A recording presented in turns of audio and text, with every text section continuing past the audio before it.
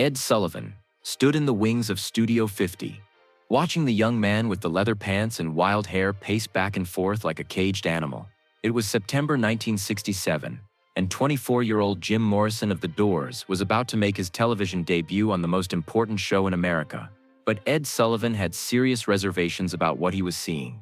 This wasn't just another rock and roll performer, this was something darker, more unpredictable, potentially explosive. The audience had no idea what they were about to witness. Then Jim Morrison stepped up to the microphone, and everything Ed Sullivan thought he knew about television entertainment was about to be challenged. Before we dive into this incredible story, hit that subscribe button, because what you're about to witness is the moment when rock and roll's most dangerous performer faced television's most conservative host, and neither one would back down. To understand why Ed Sullivan was so nervous about Jim Morrison, you need to understand what The Doors represented in 1967.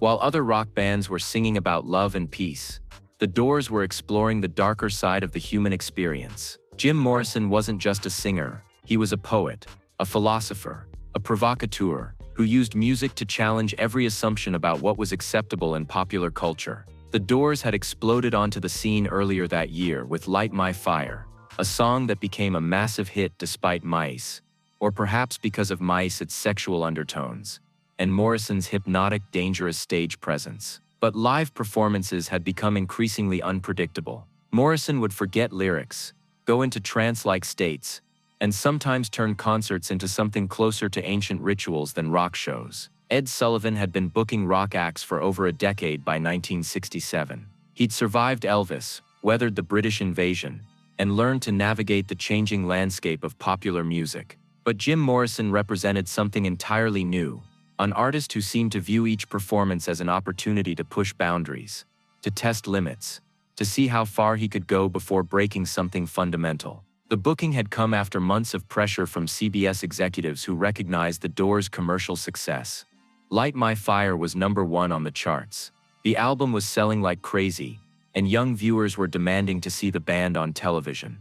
But Ed had watched footage of Doors concerts and was deeply troubled by what he saw. This Morrison character, Ed told his producers during a booking meeting, he's not performing music. He's conducting some kind of psychological experiment on his audience. That's not entertainment. That's dangerous. But the pressure was immense. The Doors were the hottest band in America, and if the Ed Sullivan Show didn't book them, someone else would. Finally, Ed agreed, but with unprecedented restrictions. We book them, Ed decided. But Morrison performs exactly what we approve, exactly how we rehearse it. No improvisation, no deviation, no surprises. And if he can't agree to that, he doesn't go on. The Doors manager received the booking offer with detailed conditions. They would perform 2 songs, Light My Fire and People Are Strange, with specific requirements about lyrics, staging, and Morrison's behavior. Most significantly, there was a clause that essentially gave Ed Sullivan veto power over any aspect of the performance he deemed inappropriate. Jim Morrison's reaction to these restrictions was immediate and defiant. "They want to put me in a cage," he told the other Doors members. "They want to turn me into some sanitized version of myself for Middle America. That's not who we are. That's not what our music is about." But the other band members, Ray Manzarek, Robbie Krieger, and John Densmore, understood the opportunity. The Ed Sullivan Show meant exposure to 50 million viewers, the chance to break out of the college and club circuit into genuine mainstream success. Jim Ray argued, "We can play their game for 6 minutes and then spend the next 10 years doing whatever we want with the platform they give us." Morrison spent days wrestling with the decision: accept the restrictions and compromise his artistic integrity, or turn down the biggest platform in entertainment. Finally, he made a choice that would define the rest of his career. He would do the show, but he would do it his way. The week before the Sullivan appearance, tensions were already building. The Doors were scheduled to perform on other shows to promote their upcoming Sullivan debut, and each performance was becoming more unpredictable. Morrison would change lyrics spontaneously, extend songs far beyond their recorded versions, and engage in behavior that made producers nervous. Ed Sullivan watched these performances with growing concern.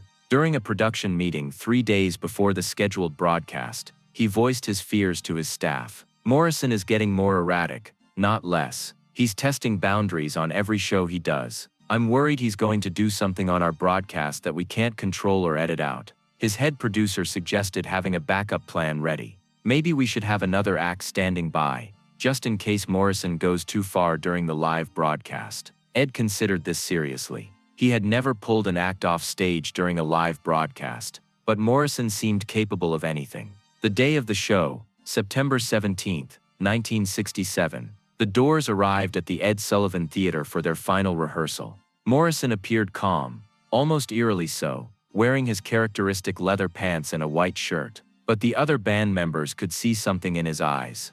The decision had been made. The rehearsal went smoothly, too smoothly. Morrison performed both songs exactly as written, hit every mark, followed every direction. Ed watched from the control booth, suspicious. "He's being too cooperative," Ed told his assistant. "Morrison doesn't do cooperative. He's planning something." After the rehearsal, Ed made an unprecedented decision. He would speak directly to Morrison, man to man, before the live broadcast. Ed found Morrison in the dressing room, sitting quietly, almost meditatively. "Morrison, I need to ask you something directly. Are you planning to cause trouble tonight?" Morrison looked up with those intense eyes that had mesmerized audiences across the country. "Mr. Sullivan, what do you think trouble is?" "I think trouble is when a performer uses my stage to promote ideas or behavior that's inappropriate for family television." Morrison smiled, but it wasn't reassuring. "And I think trouble is when television tries to pretend that life is simpler than it actually is. That people don't have dark thoughts, don't struggle with desire and death and meaning." Ed felt a chill. This wasn't just a rock singer. This was someone who thought deeply about what he was doing. Someone with a philosophical agenda. "Morrison, 50 million people will be watching tonight. Families, children. I need your word that you'll perform the songs as rehearsed." Morrison stood up, towering over Ed.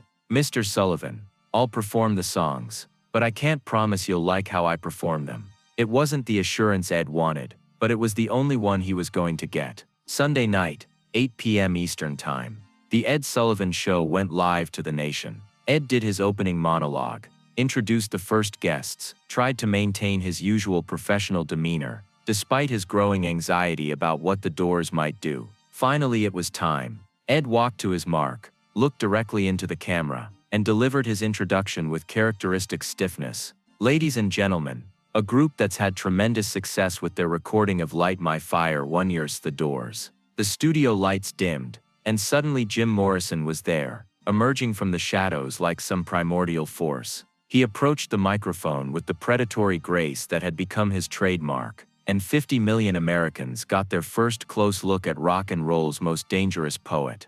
The opening notes of Light My Fire began, and for the first verse Morrison performed exactly as rehearsed. His voice was hypnotic, sexual without being explicit, drawing the audience into the song's seductive rhythm. But then something shifted. As the song built toward its climax, Morrison began to move differently, to sing with an intensity that went beyond what they'd rehearsed. He wasn't just performing the song, he was inhabiting it, becoming the fire he was singing about. Ed watched from the wings, recognizing that Morrison was pushing the boundaries but not quite crossing the lines they'd established. The performance was electrifying without being scandalous. The song ended to thunderous applause, and Morrison stood at the microphone, sweat already beading on his forehead, looking like he'd just completed some kind of religious experience. During the commercial break, Ed approached the stage. Morrison looked at him with what might have been amusement. "That was intense," Ed said carefully. "That was just the beginning," Morrison replied. When the show returned from commercial, it was time for People Are Strange. This was supposed to be the safer song, the one that wouldn't cause problems, but Morrison had other plans. As the song began, Morrison's performance became increasingly theatrical. He wasn't just singing about people being strange, he was demonstrating it, becoming increasingly strange himself as the song progressed. His movements became more fluid, more serpentine. His voice took on qualities that seemed to come from somewhere beyond normal human expression. The studio audience was transfixed. This wasn't typical television entertainment. This was something primal, something that tapped into aspects of human experience that television usually ignored completely. Ed watched in fascination and terror as Morrison transformed his show into something resembling an ancient mystery ritual. The performance was brilliant, mesmerizing, and completely unlike anything that had ever appeared on family television. When the song ended, There was a moment of stunned silence before the audience erupted in applause that seemed equal parts enthusiasm and bewilderment. They had just witnessed something extraordinary, but they weren't quite sure what it was. Ed walked onto the stage. As they went to commercial, his usual post-performance routine. But this time was different. Morrison stood at the microphone, still emanating that strange energy, looking at Ed with eyes that seemed to hold secrets. "That was quite a performance," Ed said carefully. Morrison smiled. "Thank you, Mr. Sullivan. I hope it gave people something to think about." "I'm sure it did," Ed replied, though he wasn't entirely sure that was a good thing. The reaction to the Doors' Sullivan performance was immediate and polarizing. The CBS switchboard was flooded with calls from viewers who were either outraged by Morrison's intensity or demanding to know when the Doors would be back. Letters poured into Ed's office. Parents complained that Morrison was a bad influence on young people, promoting values that were dangerous to society. Teenagers wrote to say that Morrison had shown them it was possible to be authentic on television, to express real emotion instead of sanitized entertainment. Ed himself was conflicted. The ratings for that episode were enormous, among the highest of the season, but he was deeply troubled by what Morrison represented. In the weeks following the broadcast, Ed watched as Morrison became increasingly notorious. Doors concerts became events where audiences came expecting to witness something unpredictable, potentially dangerous. Morrison seemed to be using his newfound television fame to push boundaries even further.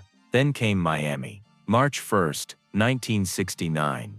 A Doors concert where Morrison, apparently intoxicated, launched into a rambling monologue about rebellion and society. The concert ended in chaos, with Morrison allegedly exposing himself on stage. The Miami incident changed everything. Morrison was arrested. The Doors were banned from venues, and backlash was severe. Ed received a call from his programming head. "The Morrison booking looks like a huge mistake. People are saying we gave him the platform that led to this." For the first time in his career, Ed publicly regretted a booking decision. He said subsequent events suggest that some performers cannot handle the responsibility that comes with national television exposure. But privately, Ed wrestled with complex feelings. He had given Morrison exactly what he'd asked for: the form to be authentic. The fact that Morrison used it to become increasingly provocative was troubling. Morrison understood the irony. In a final interview before his 1971 death, he reflected, "Ed Sullivan gave me the chance to be myself on television. But being yourself on television is dangerous because it amplifies everything. Your authenticity becomes performance." Ed Sullivan died in 1974. In his private papers, he'd written about Morrison, "I believed in giving artists freedom to be authentic. But Morrison showed me that some authenticity is too powerful for television, too dangerous for the living room." The Sullivan-Morrison encounter represents a clash between television's civilizing impulse and rock's rebellious spirit. Ed represented order, control, family entertainment. Morrison represented chaos, authenticity, art that challenges assumptions. Neither man was entirely right or wrong. Ed was correct that Morrison's intensity could be dangerous. Morrison was correct that television's sanitizing often drained art of its transformative power. Both men paid a price. Ed had to live with helping launch someone whose career ended in scandal and early death. Morrison carried the pressure of being television's rebel, representing everyone's dissatisfaction with conventional society. The Doors' Sullivan performance remains one of television's most intense 6 minutes. It showed what was possible when authentic artistic expression met mass media, but also demonstrated the inherent dangers. If this story moved you, hit subscribe and tell us, should artists be completely free to express themselves on television? Or do platforms carry special responsibilities? The tension between authenticity and appropriateness continues today, starting with a leather-clad poet who refused to be tamed for Sunday night television.